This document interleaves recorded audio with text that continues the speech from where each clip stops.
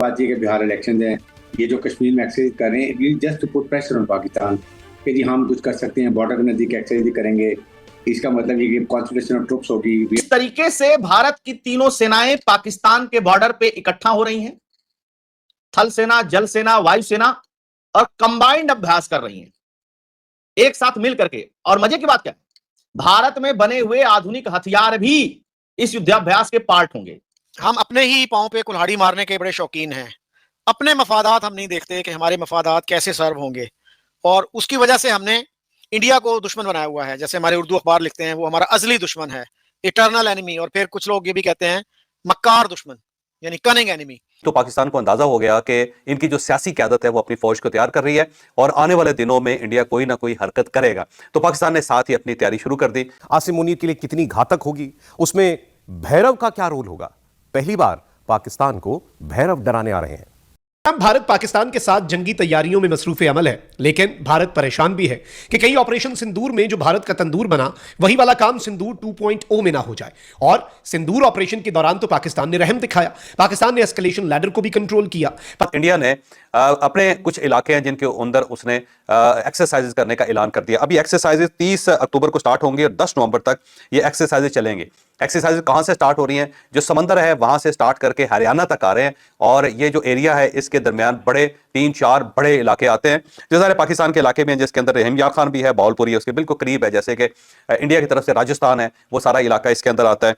फिर इसके अंदर अहमदाबाद और गुजरात का इलाका, यानी अहमदाबाद गुजरात से स्टार्ट होकर ना, अगर वो समंदर को आप देखें और वहां से स्टार्ट होके राजस्थान का जो इलाका है उसके अंदर से होते हुए हरियाणा जो पंजाब है, इस तक जो इंडियन आर्मीज है या इंडियन फौजें हैं वो यहाँ पे एक एक्सरसाइज करेंगी। और इस एक्सरसाइज के अंदर उनकी तीनों फौजें इन्वॉल्व होंगी, जिसके अंदर उनकी नेवी है, उनकी एयरफोर्स है, फिर उनकी बड़ी फौज है। ये तीनों फौजें मिलके यहाँ पे एक्सरसाइज कर रही हैं। अब इस इलाके को क्यों मुंतखब किया है? इंडिया के बकौल ये पाकिस्तान की सॉफ्ट वैली है, यानी एक ऐसा पेट का वो हिस्सा है जो इंतहाई सॉफ्ट है, और यहाँ से इंडिया पाकिस्तान के अंदर दाखिल हो सकता है। खदशात कहीं तैयारी ना कर रहा हो भारत, लेकिन जिस तरह हमने पहले भी डिस्कस किया था कि भारत ये बेवकूफ़ी कभी नहीं करेगा इस किस्म के मिस एडवेंचर की, जब तक कि उसको 150% इस बात का यकीन ना हो कि पाकिस्तान के हाथों वो दोबारा हजीमत नहीं उठाएगा जो कि मई में उसने उठाई। तो मुझे एक मुश्किल लगता है। सही। जहाँ तक देखिए ब्रह्मोस का ताल्लुक़ है, इसमें कोई शक नहीं है कि ब्रह्मोस एक बड़ा ज़बरदस्त क्रूज़ मिसाइल है, और ये कोई भारत का भी कमाल नहीं है, ये जॉइंट वेंचर है रूस और भारत के दरमियान। ब्रहा जो है वो ब्रह्मपुत्र रिवर उसका है। और जय हिंद दोस्तों, भारत ने 30 अक्टूबर को एक बहुत बड़े सैन्य अभ्यास को शुरू किया है जिसका नाम है एक्सरसाइज त्रिशूल। इस अभ्यास में हमारी तीनों सेनाएं, सेना, नौसेना और वायुसेना एक साथ मिलकर भाग ले रही है। मुख्य रूप से यह अभ्यास हमारी पश्चिमी सीमा के उस हिस्से में हो रहा है जहाँ भारत पाकिस्तान सीमा की चुनौतियाँ बहुत ज्यादा है। आप सभी को बता दें कि यह क्षेत्र है सरक्रीक, जो गुजरात के कच्छ इलाके में है। दलदल और नमक का इलाका रणनीतिक दृष्टि से बेहद संवेदनशील है। अभ्यास का मकसद तीनों सेनाओं के बीच समन्वय को मजबूत करना, यानी हवा में, धरती पर और समुद्र में हमारी सेनाएं एक दूसरे के साथ बिल्कुल तालमेल से काम करेगी। बता दें, जब से भारत ने यह एक्सरसाइज को शुरू किया है तब से पाकिस्तान में भी हलचल देखने को मिल रही और सीमा क्षेत्र में हलचल को बढ़ा भी दी है। यह अभ्यास सिर्फ ताकत दिखाने के लिए नहीं है, यह दिखाने के लिए है कि हमारी रक्षा तैयारी कैसी है, हर मोर्चे पर, हर समय पर। हमारे सैनिक चाहे जमीन पर हो या हवा में या समुद्र। आप लोग थोड़ा पीछे जाइए। कुछ दिन पहले राजनाथ सिंह ने गुजरात के कक्ष में एक बयान दिया था सर क्रीक को लेकर के। पाकिस्तान वहां पे अपना कुछ मिलिट्री एक्टिविटी कर रहा है।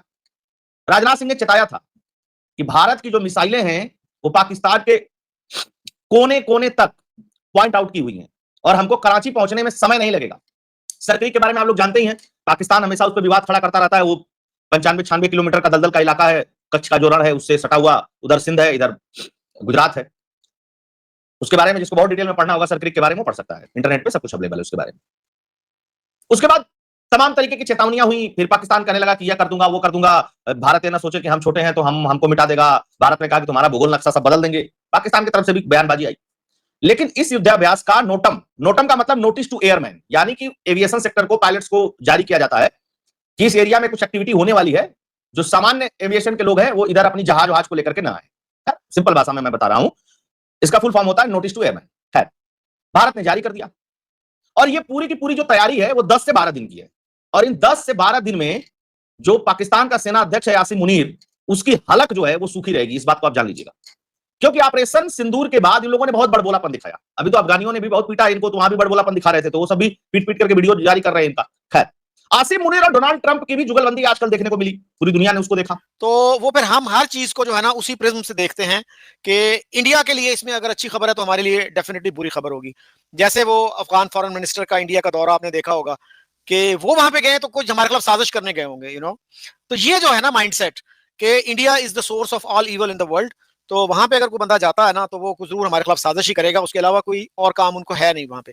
तो इस माइंडसेट की वजह से हम बहुत ही सस्पिशियस होते हैं और हर चीज में इंडिया का एंगल ढूंढने की जरूरत कोशिश करते हैं कि इसमें इंडिया का एंगल क्या है और इंडिया हमारे खिलाफ क्या साजिश कर रहा है। तो इसी वजह से ईरान के साथ भी हमने ताल्लुकात खराब किए। जब उनके सदर आए हुए थे तो हमने कहा जी हमने एक जासूस पकड़ा है इंडिया का और वो ईरान में था और पता नहीं ईरान से ऑपरेट कर रहा था वगैरह वगैरह। तो इस तरह की जो चीजें हैं, तो कल मैंने इंटरव्यू किया, एक साहब हैं, इज अ पॉलिटिकल एक्टिविस्ट, तो वो कह रहे थे कि चंद साल पहले की एक स्टडी है कि अगर पाकिस्तान रास्ता दे दे अफगानिस्तान और सेंट्रल एशिया तक सिर्फ इंडिया को, तो उसी से $15 बिलियन सालाना कमा सकता है। चले 15 ना भी हो, अगर 12 भी हो, 10 भी हो, तो जब हम 1-1 बिलियन के लिए भीख मांग रहे होते हैं, कभी IMF से, कभी UAE से, कभी सऊदी अरब से, तो ये हमें सूट नहीं करता रिस्पेक्टेबल तरीका कि हम ट्रेड करें, लोगों को फैसिलिटेट करें। तो हम जो है भीख मांगने को तरजीह देते हैं। वैसे कहते हैं हम बड़े सेल्फ रिस्पेक्टिंग लोग हैं, बड़े बगैरत लोग हैं और हम इज्जत नफ्स बहुत है हम में। तो भाई वो इज्जत नफ्स कहाँ जाती है जब 1-1 बिलियन के लिए आप दर दर पे जो है दस्तक दे रहे होते हैं। हमारे 2 प्राइम मिनिस्टर्स ने कम से कम ये कहा है, इमरान खान ने भी और शहबाज शरीफ ने भी, जब हम किसी दोस्त मुल्क में जाते हैं तो वो घबरा जाते हैं कि पैसे मांगने आए होंगे। तो ये हमारी रेपुटेशन है। फिर भी हम अपने उस वही चाल बेढंगी जो पहले थी सो अब भी है, उसको नहीं बदलने के लिए तैयार कि यार जिन पॉलिसीज ने हमें इस हाल को पहुंचाया है उनको रिकंसिडर कर लें, रिविजिट कर लें, उन पे कोई असर नौ गौर कर लें। वो उसके लिए नहीं हम तैयार, वो फिक्स है। बस 19-20 हमने इधर उधर करना है कि अब हमारी वो एक आपको पता है कि कल वो ट्रांसपोर्ट की भी एक मीटिंग हुई है और उसमें हमने बड़ी बातें की हैं कि जी हम कनेक्टिविटी बढ़ाएंगे। मुख्तलिफ मुल्कों के लोग आए हुए थे, तो आप किस तरह कनेक्टिविटी बढ़ाएंगे इंडिया को इग्नोर करके, यू नो।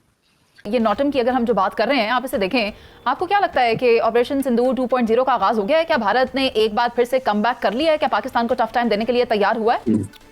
देखिए, दुरुस्त फरमा रही है मुनीज़े, पाकिस्तान को टफ टाइम इसने देना है। वो तो वाज़िया तौर पर आसिम मुनीर साहब ने पैगाम दे चुके हैं कि कोई भी गलती की तो ऐसा जवाब मिलेगा कि भारत की नस्लें याद रखेंगी। लेकिन असल बात जो अभी ब्रिगेडियर साहब फरमा रहे थे वो बड़ी अहम थी कि भारतीय आवाम का एतमाद जो है वो उठ चुका है इस वक्त मोदी के ऊपर से, क्योंकि भारत जो है वो मोदी को अगले माह बाहर इलेक्शन में सख्त मुकाबले का मुनीज़े सामना है। और इसमें आप अगर आप गौर करेंगे तो बाहर में रियासती असेंबली की जो नशिस्तें हैं वो 243 नशिस्तें हैं और ये 6 और 11 तारीख को अगले महीने नवंबर की इलेक्शन होना और 14 को इसका रिजल्ट आ जाना है। अब ये बड़ा अहम बात है, ये 14 को जो रिजल्ट आना है, क्योंकि रियासत बहार जो है वो 13 करोड़ से ज्यादा आबादी की तीसरी बड़ी और मुल्क की गरीब तरीन भारत की रियासतों में से एक है।